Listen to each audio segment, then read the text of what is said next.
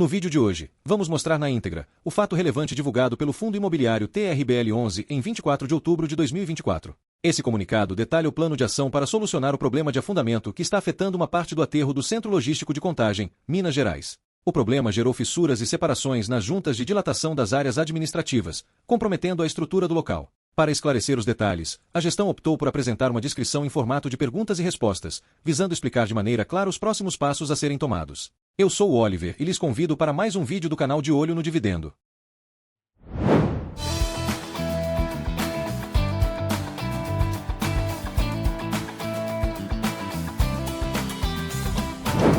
Antes de irmos ao fato relevante, é importante destacar que o empreendimento do Centro Logístico de Contagem representa 46% da receita contratada do fundo, o que significa que quase metade da renda total está vinculada a este ativo. Caso o principal locatário, os Correios, deixe de pagar o aluguel mensal, isso poderá impactar significativamente a distribuição de dividendos para os cotistas. Desde 16 de outubro, as cotas do fundo vêm registrando uma queda, acumulando até o momento uma desvalorização superior a 12%.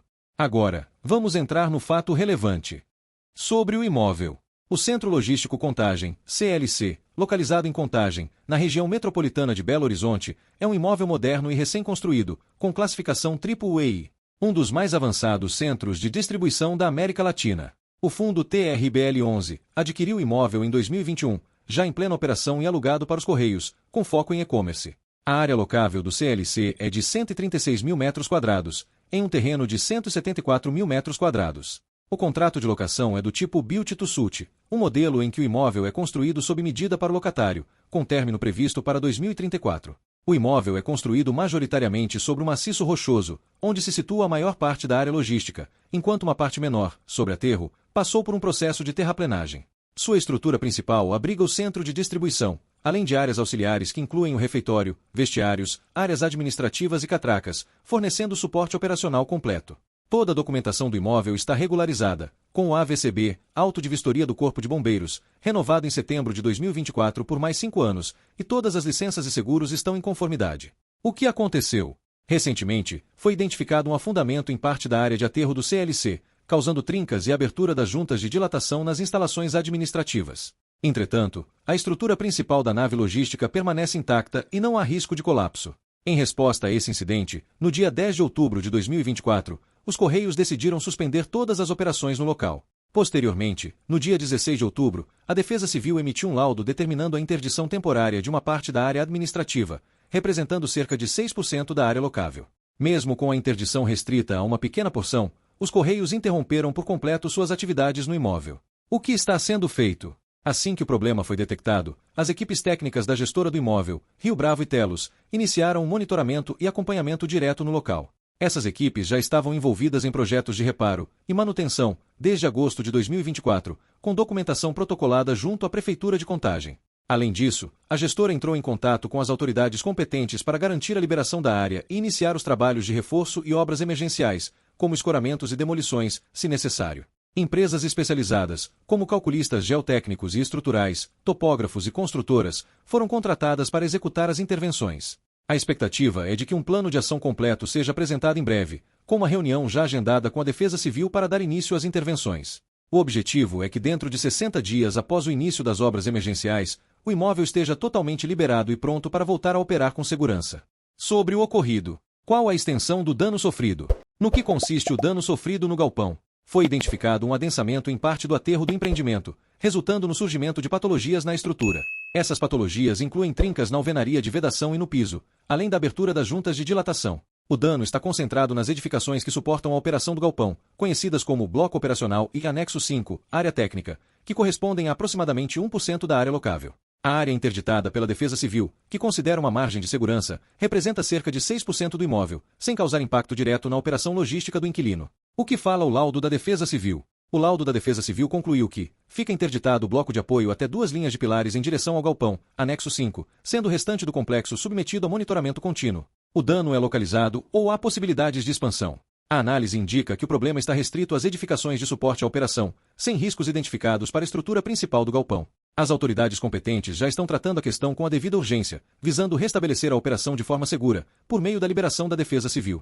A gestão estava ciente há quanto tempo monitorando esse problema? A gestão iniciou um monitoramento do imóvel há cerca de um ano, dentro do escopo de manutenção, que envolveu medições topográficas e verificações visuais da estrutura. Durante todo esse período, a estabilidade do imóvel foi confirmada. As análises foram aprofundadas com sondagens, sempre resultando na mesma conclusão sobre a estabilidade do empreendimento. O fundo já tinha um projeto de intervenção na área de influência do aterro em aprovação na prefeitura, com protocolo realizado em agosto de 2024. A gestão realiza monitoramento contínuo e manutenções estruturais preventivas, intervindo sempre que necessário, como parte da gestão de um imóvel, independentemente de sua natureza. Existe laudo da equipe técnica. Teremos acesso ao laudo? Existem fotos do dano? Sim, existem laudos técnicos contratados pelo fundo no âmbito do monitoramento mencionado. Esses laudos foram solicitados em resposta às trincas e rachaduras indicadas pelos Correios durante conversas com a equipe de manutenção.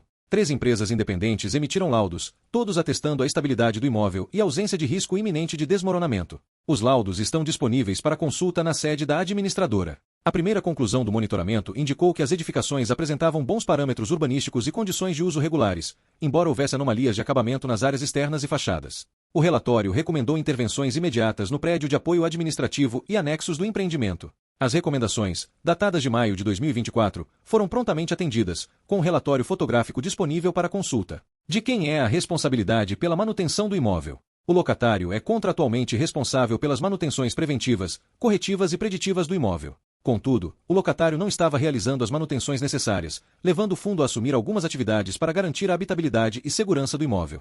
O fundo está responsabilizado legalmente pela situação? Nessa situação, o fundo deve realizar um diagnóstico adequado, identificar e compreender o problema, dimensioná-lo e propor soluções embasadas. Isso inclui definir um plano de ação, tanto para uma solução definitiva quanto para intervenções paliativas e emergenciais, garantindo a segurança de todos e o pleno funcionamento do imóvel. Seguro e garantias. O imóvel tem seguro? O que o seguro cobre? Sim, o imóvel possui seguro. A apólice vigente, que começou em 28 de junho de 2024 e terminará em 28 de junho de 2025, cobre danos materiais e responsabilidade civil, incluindo a. Incêndio, tumultos, queda de raio, explosão de qualquer natureza, implosão e queda de aeronaves. B. Danos elétricos. C. Pequenas obras de engenharia para ampliações, reparos ou reformas. D. Vazamentos de tanques e tubulações. E. Responsabilidade civil de estabelecimentos comerciais e ou industriais. F. Responsabilidade civil por danos morais. O limite máximo de indenização é de 130 milhões, com limites específicos para cada item. Não há cobertura para lucros cessantes. Após o ocorrido, a gestão iniciou o processo de sinistro do seguro.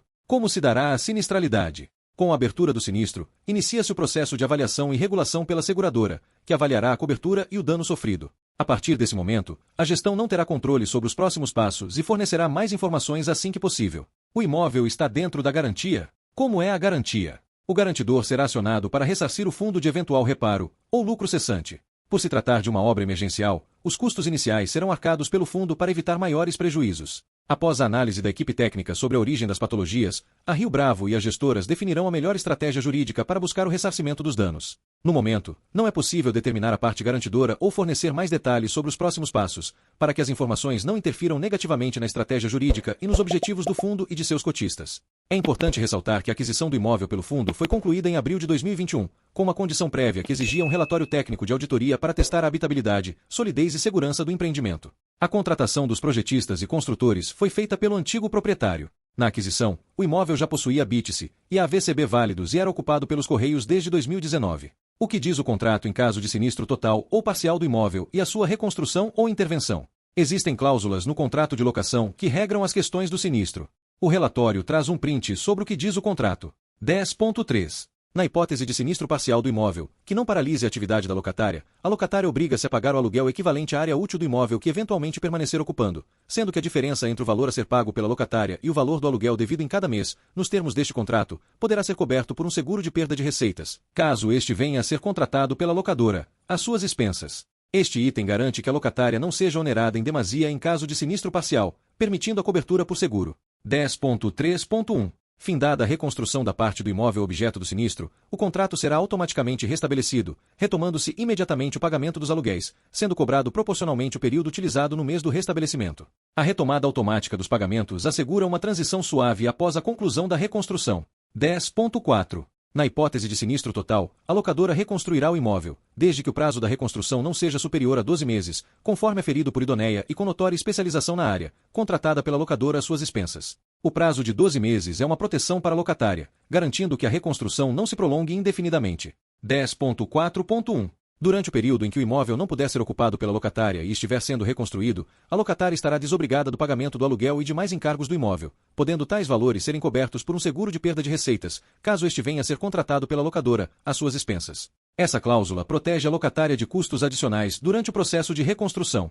10.5. Caso o prazo da reconstrução do imóvel seja superior a 6 meses, na hipótese de sinistro parcial, ou 12 meses, no caso de sinistro total, este contrato será considerado resolvido de pleno direito, estando a locatária desobrigada do pagamento do aluguel e demais encargos do imóvel, e liberada de pagar a indenização prevista no subitem 15.1.1 deste contrato. Esta cláusula oferece uma saída clara para a locatária, evitando que ela fique presa a um contrato desfavorável. Inquilino e contrato. Haverá suspensão do contrato ou não pagamento do aluguel por parte dos Correios. Até o momento, o locatário, os Correios, não se pronunciou sobre a suspensão do contrato ou a interrupção do pagamento do aluguel. O contrato de locação prevê cláusulas que tratam especificamente de sinistros. De acordo com essas cláusulas, caso haja uma interdição parcial do imóvel, existe a possibilidade de o inquilino pagar apenas parte do aluguel. Em situações de interdição total, o contrato permite a suspensão total do pagamento. O que diz o contrato refere-se ao mesmo texto que acabamos de ler, dos itens 10.3 até 10.5. Quais as garantias do contrato de locação, caso o correio não arque com seus compromissos? O contrato de locação é regido pela Lei do Inquilinato, especificamente pelo artigo 54-A, que trata de contratos atípicos. Isso significa que, caso os Correios deixem de pagar os aluguéis por um período superior a 180 dias, ou caso o inadimplemento seja exclusivamente causado pelo locatário, haverá a obrigação de pagamento de uma multa equivalente ao saldo contratual. Considerando que o contrato tem vigência até setembro de 2034, caso uma rescisão fosse efetivada na data de hoje, o valor dessa multa ultrapassaria 320 milhões de reais.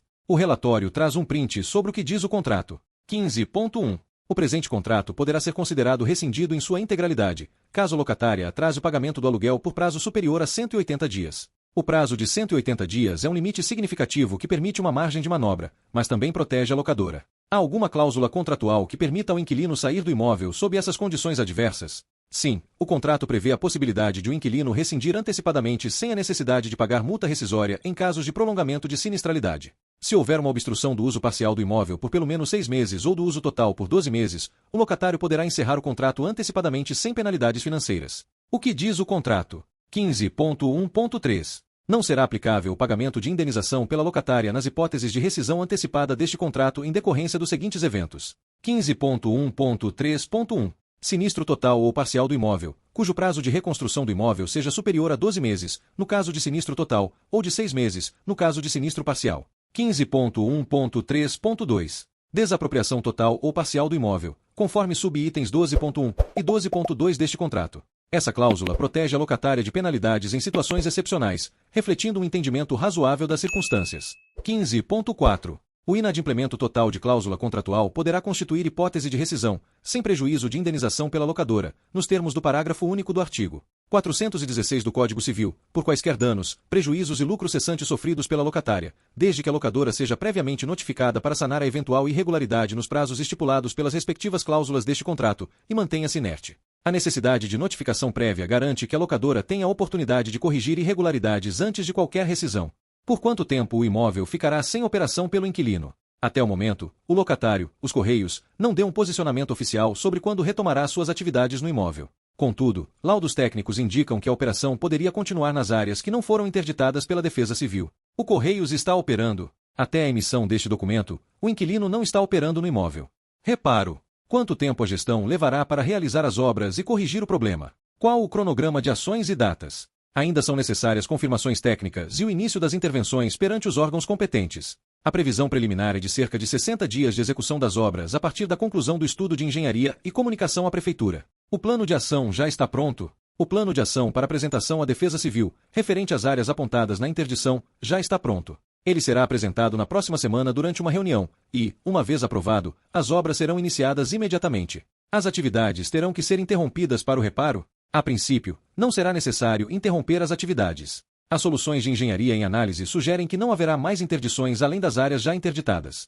Impacto para o fundo. De onde sairá o dinheiro para pagamento desses reparos? Quanto vai custar? Os recursos emergenciais virão do fundo, enquanto se busca o ressarcimento através de assessoria jurídica. Ainda não há uma estimativa precisa de custo, pois o projeto está em desenvolvimento. Qual o impacto nos proventos? Pode haver impacto na receita imobiliária se o aluguel não for pago pela locatária, além do aumento nas despesas a curto prazo. Não é possível, por hora, estimar o impacto financeiro no resultado do fundo, mas qualquer atualização será comunicada aos investidores. A perspectiva de redução da exposição, riscos, do fundo ao imóvel. A curto prazo, a gestão está focada nas intervenções necessárias. No entanto, sempre há um trabalho ativo para diversificar a carteira com novos empreendimentos, reduzindo assim a exposição a este imóvel. Quais os próximos passos? Quem são os parceiros? A gestão já iniciou contatos com órgãos competentes para obter a liberação da área e o início das obras emergenciais. O prazo estimado para a liberação total do empreendimento é de 60 dias após o início das obras. Empresas contratadas incluem profissionais de engenharia geotécnica,